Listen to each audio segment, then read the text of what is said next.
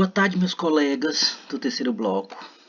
Bom, esse vídeo a gente vai dar algumas pinceladas a respeito do artigo que foi deixado para vocês fazerem a leitura e a gente vai fazer alguns comentários a respeito. Né? O artigo é O Pensamento Iluminista e o Desencantamento do Mundo, Modernidade e a Revolução Francesa como Marco Paradigmático, né? Do Vico Denis Mello e da Manuela Riane Donato. Bom, do ponto geral, assim, fazendo um resumo efetivamente do artigo, ele vai trazer para a gente aqui a relação entre que o iluminismo teve com relação à divisão do pensamento arcaico, do pensamento vindo do mundo medieval, chegando ao ápice no século XVIII com o iluminismo, as suas relações com a Revolução Francesa do ponto de vista teórico e depois o que vai acontecer principalmente na França, né, na Europa como um todo, mas principalmente na França, após a Revolução, do ponto de vista de pensamento filosófico e histórico. Né?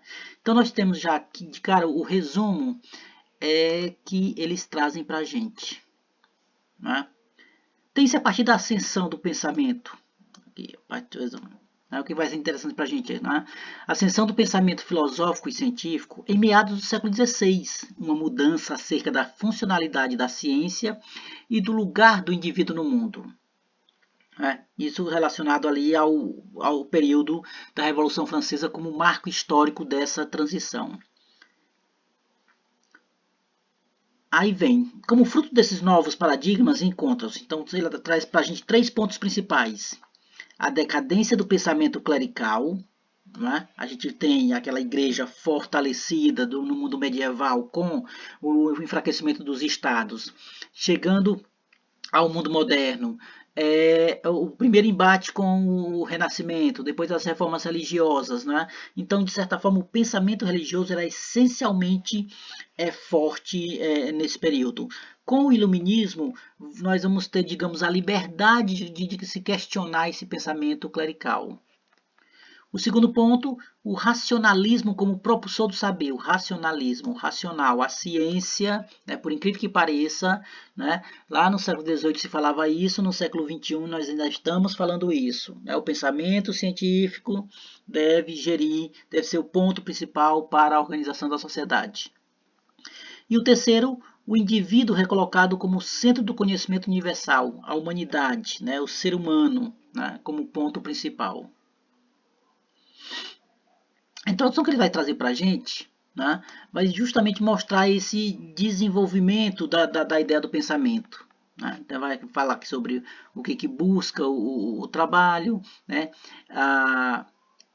que o período de aceitação dessas ideias começa a partir do século XVII e XVIII, né? Ou seja, é um processo lento.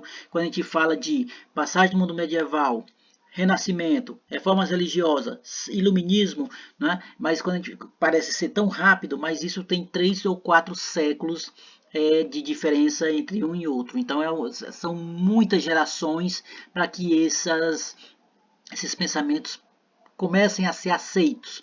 Normalmente nas grandes cidades, pela facilidade da circulação de ideias, e depois para os locais mais distantes.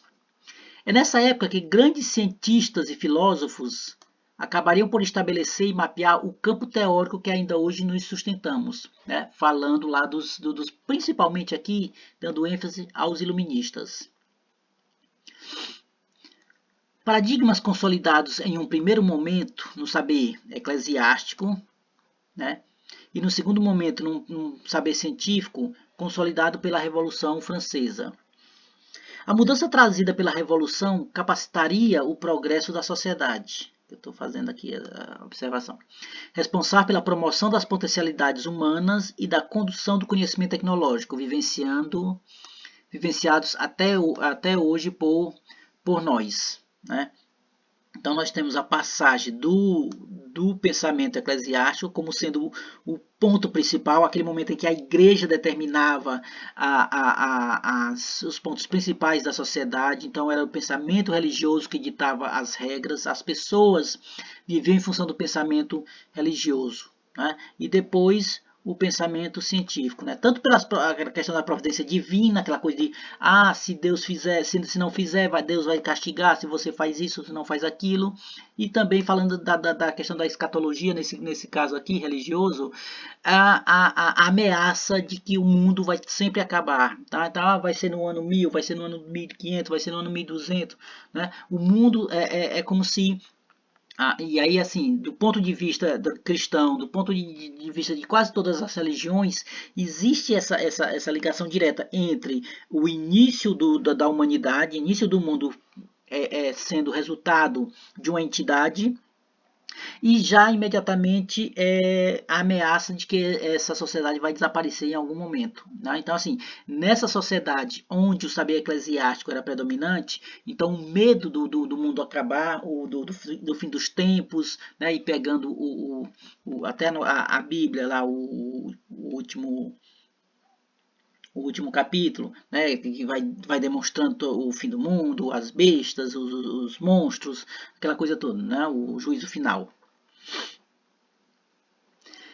Aí vem começar sobre os nossos pensadores iluministas, né? Então foi através de pensadores como Copérnico, Galileu, Newton, fundadores da ciência natural, né?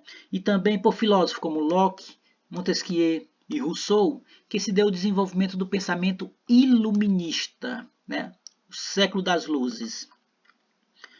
Nesse momento que se iniciou e aprofundou-se o processo de transformação social e técnica, em detrimento da metafísica e dos cálculos esotéricos, sem precedentes na história da humanidade. Então, século XVIII vai fazer toda essa mudança. Apesar, e mais uma vez, apesar de que nossa sociedade de hoje, no século XX, ainda está cheio, vamos resumir aqui, ainda está cheio desses pensamentos esotéricos. São questões religiosas, são superstições, né? São todas essas formas de pensar que não tem nenhuma base científica, mas que as pessoas ainda costumam acreditando. Bom, o iluminismo é justamente esse processo que levou à dissolução dos mitos e à substituição da imaginação pelo saber racional e científico. Então temos a questão o iluminismo é exatamente isso, esse ponto em que esse pensamento racional ele passa a ser aceito, ele passa a ser divulgado, ele passa a ser publicado e dentro de algumas perspectivas deixa de ser perseguido, né? Embora a gente saiba que isso continue ainda um bom tempo, dependendo do local, dependendo do estado, dependendo da forma de governo.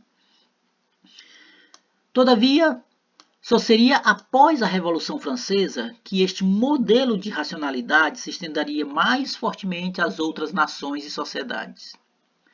Paradigmas que acabavam por reconduzir a duas distinções fundamentais do saber. Primeiro, o conhecimento científico, propondo-se ao conhecimento religioso. Aliás, sobrepondo-se ao conhecimento religioso e do senso comum. E em segundo, entre a natureza e a sociedade. O conhecimento, portanto, avançaria nas fronteiras do imaginário e teria um caráter descomprometido e livre pela observação científica, né?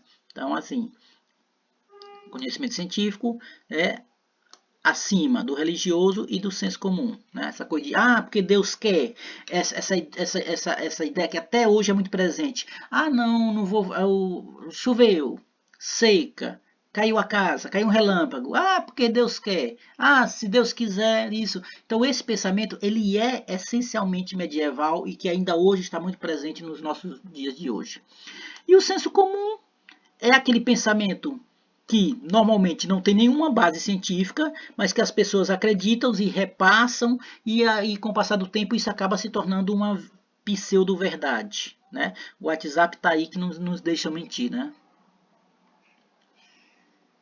O antigo e o passado. O antigo e o passado podem ser determinados a partir de uma visão ocidentalista, dentro de uma percepção da temporalidade histórica e seu processo de transmutação ao longo dos séculos. Estariam ligados diretamente à história da cristandade. No nosso caso, a nossa divisão histórica ela tem como ponto central a religião, né? Sustentada em dois pilares. A primeira seria a construção do medo, ou seja, a criação de perturbações no imaginário, como o medo da noite, dos mares, do outro, do novo e do moderno. E a espera do fim do mundo fundamentado na escatologia. Isso aqui a gente já falou antes. A Igreja conseguiria afirmar seus preceitos a partir da ascensão do cristianismo no continente europeu, desde o declínio do Império Romano. Ou seja, o grande império desaparece e aí nós vamos ter, vai perceber ou vai se manter como única instituição, né, a Igreja. Então, a partir daí, ela passa a ter um domínio sobre o pensamento da sociedade. Né? Então, isso a gente já viu lá na idade final da Idade Antiga, conduzindo-se toda a Idade Média até o final da Idade Média, quando, no início da Idade Moderna, vai ter os primeiros contrapontos em relação a esse pensamento, já com o Renascimento. Com a expansão das navegações e das ciências, a ideia de providência continuou como dominante no continente, mesmo à época da Reforma, onde todos esses formatos estariam ainda ligados à realidade histórica. E aí, falando sobre a reforma religiosa.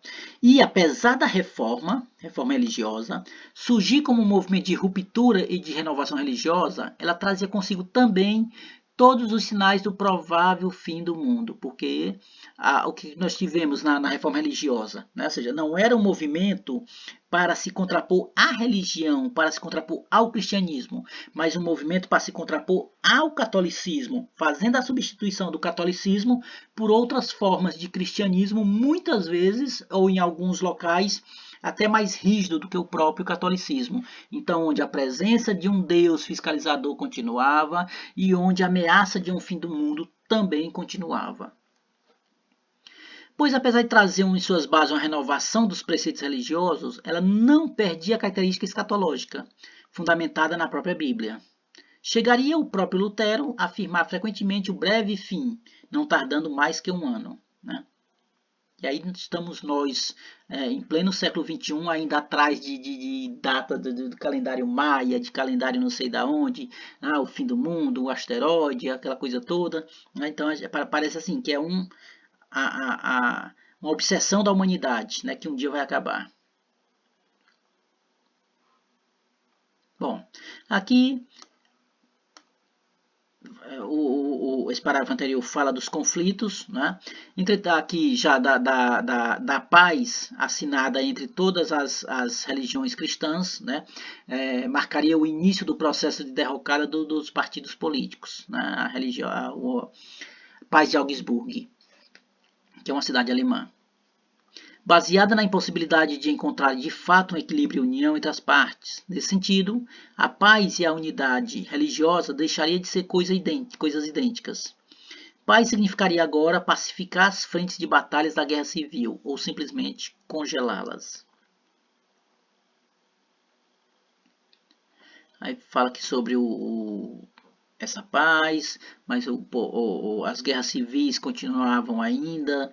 A gente viu muito isso na Idade Medieval, né? As guerras tendo como ponto principal o aspecto religioso, né? O Sacro Império Romano, nós vamos ter as cruzadas, então continuava tendo essas disputas.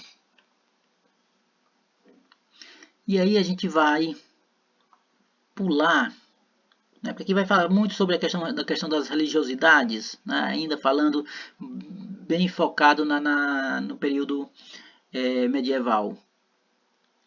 Nesse sentido, contrastar mais a partir do século XV. Nesse sentido é de constatar que as profecias acerca do fim do mundo foram sendo adiadas cada vez mais a partir do século XV. Né?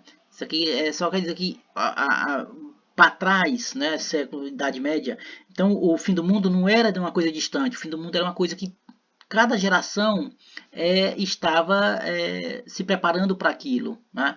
Então, todo mundo que viveu lá no século X, no século XI, século XIII, o mundo vai acabar, o mundo está perto de acabar. Então, essa ameaça do fim do mundo ela era constante. Automaticamente era uma forma de controle. E aí, a partir do século XV, começa a se jogar isso mais para frente.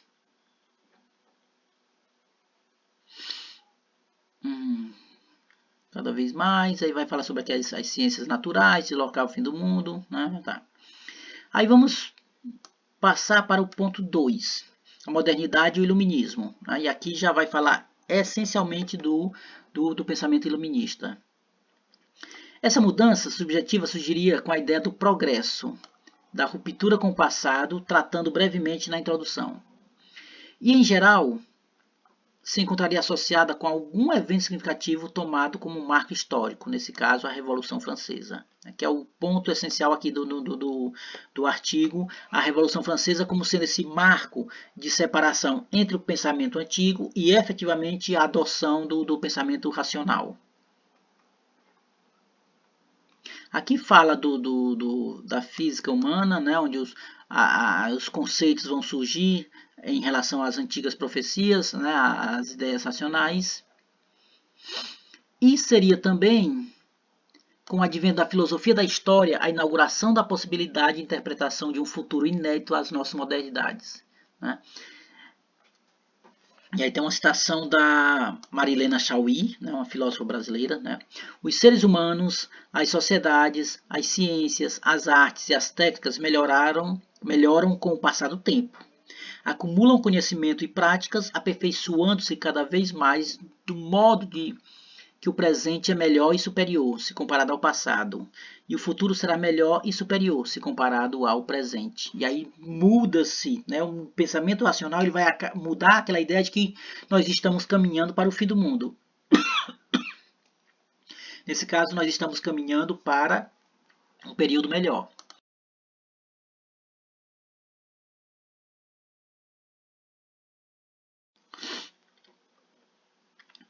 Assim, o progresso se desenvolve na medida em que o Estado e seus prognósticos não fossem mais capazes de satisfazer as exigências soteriológicas. E sua motivação seria forte o suficiente para chegar a um estado que, em sua existência, dependesse da eliminação das profecias apocalípticas. Aí vai falando que o futuro vai ser baseado nisso. Bom, aqui vamos entrar efetivamente no período de desenvolvimento dessas formas de pensamento, que é o século XV, do século XV ao século XVIII. Que vai ser o período do pensamento iluminista. Né? E o século XVIII, principalmente, que vai ficar conhecido como o século das luzes, quando essas ideias efetivamente vão se espalhar.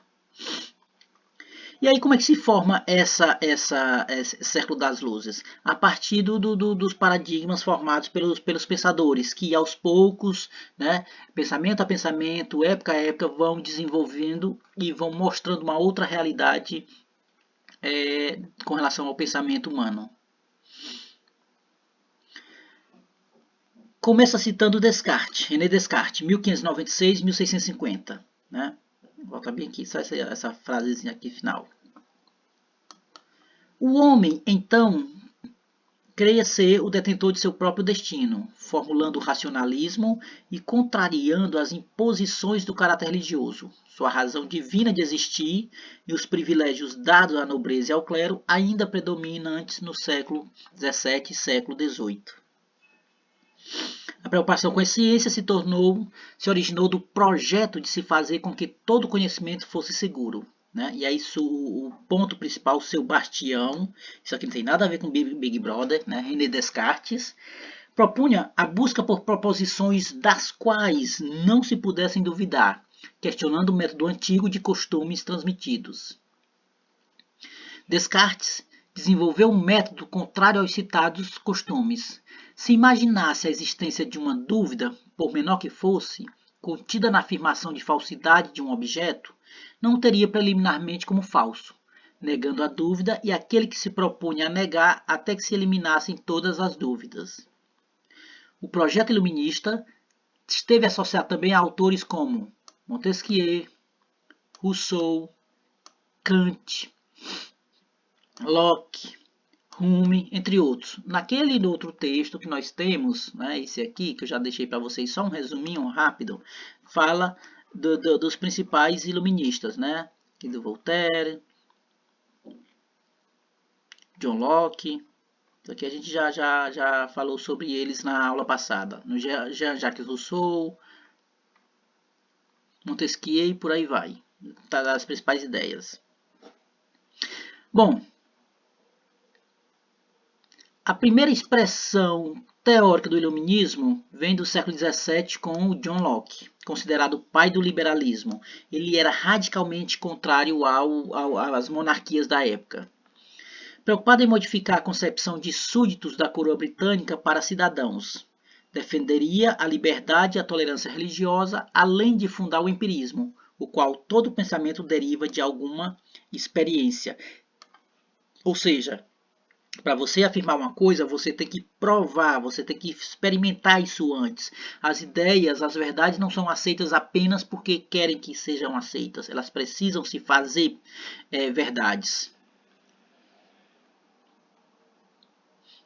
Né, falando da Inglaterra, disputa entre a coroa e o parlamento, que a gente acho que eu já mostrei para vocês também uma apresentação de slide a respeito de todo esse período da Revolução Inglesa. Né? Então o John Locke está exatamente nesse momento, né?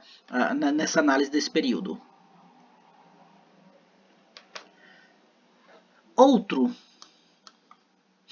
grande objetivo do ingresso dos homens em sociedade seria a posse da propriedade em paz e segurança, onde as leis estabelecidas nessa sociedade protegeriam o indivíduo. Esse poder teria caráter pétreo nas mãos da comunidade, uma vez que eu tenha declarado. Assim não poderiam, quando dito, ter a força e a obrigação de uma lei, se não tivesse a sanção do legislativo escolhido e nomeado pelos cidadãos. Né? Então é uma relação entre liberdade, que é um dos pontos principais, e ali muito de questionamentos entre os próprios pensadores. A liberdade ela é essencial, ela está dentro daqueles direitos que são direitos naturais, né? Que aí vem lá da corrente jus naturalistas, que existem alguns pensamentos, alguns direitos que independem do Estado, que o Estado não pode, é o direito à vida, é o direito à paz, é o direito à liberdade. A relação com a propriedade privada, aí já depende de cada pensador. Tem pensadores que defendem, no caso aqui do Locke, que todo ser humano tem direito à propriedade privada. Alguns outros acham que a propriedade privada, ela de certa forma acaba destruindo a humanidade, ou trazendo aspectos negativos. Bom, o pensamento do Locke acabou influenciando alguns intelectuais, né, que discordavam da situação política no continente. Entre as nações europeias, é na França, pré-1789, né, aquela França que a gente viu lá naquele filme O Enigma do Colar, onde o pensamento liberal encontrou grande aceitação e divulgação de seus ideais. Nesse processo de aprofundamento filosófico da teoria, angariaram grandes exposições dois franceses, Montesquieu e o Jean-Jacques Rousseau, né? Embora o Rousseau tenha de nascimento seja suíço. Né? O primeiro citado, e aí assim, não vou nem pegar muito geral, né, mas todos eles o Montesquieu, O Espírito das Leis e as Cartas Chilenas, são duas principais obras dele, né, que fala exatamente sobre a questão das leis, da divisão do Estado, o que o Estado tem a oferecer para a sua população, quais os pontos para a população em relação ao Estado. Né? Isso dentro daquela realidade que a gente chama de contratualistas, né? Que são pensadores que acreditam que a humanidade em um determinado momento parou, fez um acordo, criaram uma espécie de contrato para quê? Criando o Estado, uma instituição acima para gerenciar, para cuidar da paz entre a humanidade. E Cartas Persas, ela fala que faz um resumo, e aí vocês vão ler sobre ela. É interessante que é uma tentativa de descrever a Europa como se ele não fosse europeu, como se ele fosse de fora. Quase um modo de ver diferente. Ainda falando sobre o Montesquieu. Aqui vamos para o Rousseau. Né? Se destacou entre os filósofos do século das luzes por suas críticas ao processo de evolução da ciência, assim como pela condição do povo nas questões político-sociais. Né? Assim afirmaria acidamente que a ciência e a ideia de progresso inconteste, promulgada pelos pensadores do século XV e aprofundada no pensamento iluminista, havia se corrompido. né? A gente volta, aí a gente pula bem aqui no Rousseau, para cá, né? Tá aqui o Montesquieu, né? Principais ideias, criticou a forma sistemática do autoritarismo político, bem como a tradição das instituições europeias, e aqui ele fala, né, que o Estado, essa frase aqui é interessante, ó, não há mais cruel tirania do que aquela que exerce a sombra da lei com as cores da justiça, ou seja, o próprio Estado sendo cruel com a sua população, né? As obras, espírito das leis. E aí eu quero ver aqui o Rousseau. Aqui o Rousseau. Locke. Jean-Jacques Rousseau. Rousseau era a favor do contrato social, forma de promover a justiça social que dá nome à sua principal obra. Apregoava que a propriedade privada gerava... Isso aqui o Rousseau aqui, ele é extremamente contrário à propriedade privada, né? Ou seja, aí vai dizer, mas ele é socialista? Não, porque o pensamento socialista nem existia na época, né? Apregoava que a propriedade privada gerava desigualdade entre os homens. Segundo ele, os homens teriam sido corrompidos pela sociedade quando a soberania popular tinha acabado, né? O homem nasceu livre e em toda parte se encontra acorrentado, né? E aí a sua principal obra é o Contrato Social. E aí vou dar uma agilizada aqui porque nós estamos já com quase 30 minutos, né? Aí fala deles dois, nesse sentido, iluminista, fala muito do pensamento iluminista da época, né? Aqui já falando sobre o Rousseau. Aqui, vocês vão fazer a leitura dessa parte. Tá? É nesse sentido que o movimento iluminista surgia na França em meados do século XVII.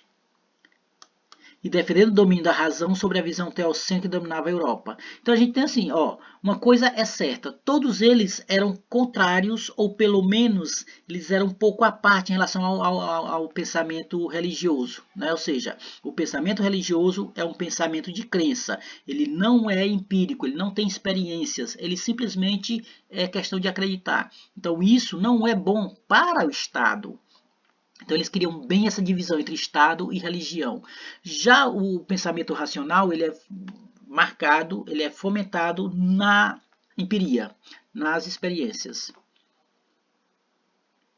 E aí vemos essa forma de pensamento advinda fortemente dos ideais liberais e tinha como propósito de iluminar as trevas em que se encontrava a sociedade europeia dos regimes absolutistas. Os filósofos que defendiam esses ideais acreditavam que o pensamento racional deveria se sobrepor às crenças religiosas e ao misticismo predominante naquela época, e que, segundo eles, bloqueavam o progresso do homem. Nesse sentido, o homem deveria ser o centro e passar a buscar respostas para as questões que até então eram justificadas somente pela fé. Né? Então, assim, era quase que um fim da utilidade religiosa, se isso fosse pego ao pé da letra. E aí vai falar do iluminismo em si, que atingiria o seu apogeu no século XVIII, o qual passaria a ser conhecido como o século das luzes. O iluminismo encontrou maior força e recepção aos seus princípios na França, palco de problemas econômicos, religiosos, políticos e sociais. Né? Ou seja, a França é aquele estado que não se modernizou, que chegando ao século XVIII ainda tinha uma monarquia absolutista, ainda havia uma divisão muito grande entre corte e população comum, onde essa população comum não via no Estado uma instituição que estava ali para gerenciar suas vidas, mas apenas para ali explorar, e ainda tem a questão de que qualquer pessoa que se colocasse ao contrário, que aumentasse sua voz contra, ainda poderia ser aprisionado, né, na famosa e famigerada e temida Bastilha da época. Onde influenciaria sobremaneira a Revolução Francesa? Através da liberdade, igualdade e fraternidade, lema basilar nos processos revolucionários. Bom, então, assim, esse pensamento, inclusive, colocam no Rousseau como o teórico da Revolução, embora, né, ele não tenha vivido para ter visto a Revolução, né? E também, quando a maioria desses iluministas, quando eles escreveram, eles pensavam numa modificação do Estado de forma pacífica. Né? E nenhum desses pensadores iluministas, né, eles pregavam uma quebra do sistema social, uma quebra das monarquias ou uma grande revolução que fosse efetivamente convulsionar o Estado. Né? Então, eles pregavam uma modificação, até porque eles acreditavam no Estado, acreditavam nas leis, eles queriam apenas que essas leis e que essas funções do Estado efetivamente se tornassem reais. Né? Então, a partir daí é que ele tem a nossa parte da Revolução. Né? Então, assim, a Revolução Francesa vai ser o ponto, né, o marco que para algumas pessoas seriam a forma de pôr em prática as ideias iluministas num estado retrógrado. Né? Ou seja, a Revolução Francesa ela efetivamente forçou a França a se modificar, né? Já que, do ponto de vista da monarquia, ela não se modificava. Então os franceses viram a Inglaterra se modificar, viram Portugal e Espanha se modificar, mas a monarquia francesa ela estava estagnada e cada vez mais havia um conflito, havia uma rivalidade entre a corte e o restante do país. E isso acabou como se não houve negociações, e a gente vai perceber nessa parte final do artigo, que vai falar aí sobre a crise da França, que vai falar da formação dos estados, dos estados nacionais, como tentativa de solucionar os problemas políticos e econômicos franceses. Né? Então, essa parte final do texto, aí vem efetivamente a parte, digamos, se aproximando da Revolução, das tentativas de se modificar o Estado francês de forma pacífica, mas que nenhuma delas teve resultados. Né? E aí vai chegando aí as principais épocas de crise, né? 76, 77, 88, 89, 1500, 1614, governo do Henrique IV, lembrando que nós vamos ter só o Luís XIV, o auge do absolutismo, né? 1643, 1715, né? Até chegar no século XVIII, né, com Luís XVI, a convocação dos estados que não deu certo, o convulsionamento das disputas políticas, a revolução em si e a transformação do Estado de uma monarquia digamos, na tentativa de eliminar uma monarquia, mas que ao longo da Revolução não, digamos, se perdeu o objetivo, né? O que se quer agora, né? Então, essa Revolução, ela, digamos assim, ela começa com líderes, começa organizada, mas se perde. Então, acaba sendo um conjunto de revoluções dentro de uma só. Aí vai falar sobre o primeiro estado. Isso aqui a gente já tem essas informaçõezinhas. Primeiro estado, segundo estado, terceiro estado, aquela coisa toda. Né? A Revolução Francesa em si, né? A queda da Bastilha, como ponto que marca o início da Revolução. O Luís XVI e a Maria Antonieta, que vão ser destituídos do poder. Né? A formação de um estado. E aí o grande característica da Revolução Francesa, que por elas perder o seu rumo, né, você vai sair de um estado monárquico e vai entrar no estado imperial do Napoleão. Né? E aí a França, com a partir da Revolução, por essa forma de se fazer a modificação, a França vai passar aí várias décadas perdida sem saber como vai se organizar o Estado. Essa parte final vai estar descrevendo sobre a Revolução em si. Isso aqui depois vocês leem com mais calma. Né? O interessante para a nossa disciplina é justamente a importância do pensamento iluminista para a formação para o surgimento da Revolução em si. né? Então, assim, eu vou encerrar esse vídeo agora, né? Embora tenha ainda um pouco mais de textos, mas aí a gente vou repassar para vocês, vocês automaticamente vão ler novamente, ou vão ler pela primeira vez, ou vão perceber esses pontos que que eu marquei aqui com a formação do texto, né? E aí a gente vai digamos assim, fazer um debate amanhã a respeito, né? Ou seja, a gente vai